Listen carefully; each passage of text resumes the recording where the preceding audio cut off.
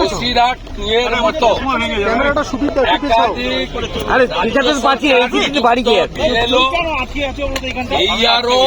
ERO এবং specifically 3-4 জন জেলা শাসক মুর্শিদাবাদ, দক্ষিণ 24 পরগনা, কোচবিহার, পূর্ব মেদিনীপুর বেশ কয়েকজন জেলা শাসকের বিরুদ্ধে আমরা বসিরহাট ট্যুর ভিডিওর মতো সাসপেনশনের দাবি করি এবং গোটা রাজ্য জুড়ে কয়েক লক্ষ নাম এবং পদবীর বানান ভুল মুখ্যমন্ত্রী এবং হাইকোর্টের নির্দেশে যে বিএলওরা করেছেন, অর্থাৎ পশ্চিমবঙ্গ সরকার করেছে, তাদের প্রত্যেকের বিরুদ্ধে ব্যবস্থা গ্রহণ করা হোক।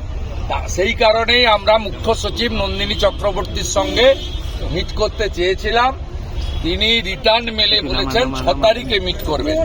তাই আমরা ভারতীয় জনতা পার্টির 12 জন এমএলএ এবং 2 জন আমাদের রাজ্য স্তরের নেতৃত্ব, ভাইস প্রেসিডেন্ট সঞ্জয় সিং, সুশীল পাজরিয়া, আমরা সাংবিধানিক প্রধানের কাছে দাবিপত্র দেব।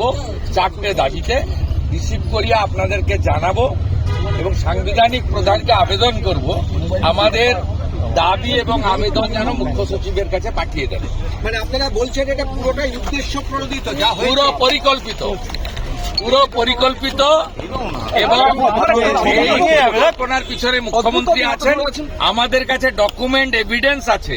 মুখ্যমন্ত্রী মুখ্য সচিবকে দিয়ে, একবার মনোজ পন্তকে দিয়ে, একবার নন্দিনী চক্রবর্তীকে দিয়ে ডিএমদের ডেকে দিয়ে, সব ডিএমরা হলে ডিও এবং ডিএমদের ডেকে মুখ্যমন্ত্রী সে সভায় থাকার কথা নয়, মোবাইল ফোনগুলো বাইরে রেখে দুবার ঢুকে কিভাবে জটিলতা করতে হবে, কিভাবে এসআইআর ভণ্ডুল করতে হবে, কিভাবে সাধারণ জনগণকে ইলেকশন কমিশনের বিরুদ্ধে খেপাতে হবে, বিজেপির নাম নিতে হবে, কেন্দ্রীয় সরকারের বিরুদ্ধে বলতে হবে এবং চাকরি চুরি, আরজিকর, অনুপ্রবেশের সমস্যা, সিন্ডিকেট, তোলাবাজি, স্বাস্থ্য শিক্ষা ধ্বংস, এই সব ইস্যু যাতে আড়ালে চলে যায়, এসআইআর এবং তাকে কেন্দ্র করে যাতে আলোচনায় থাকে এবং টিভিগুলো সেই বিষয় নিয়ে ডিসকাশন করে, ন্যারেটিভ তৈরি হয়।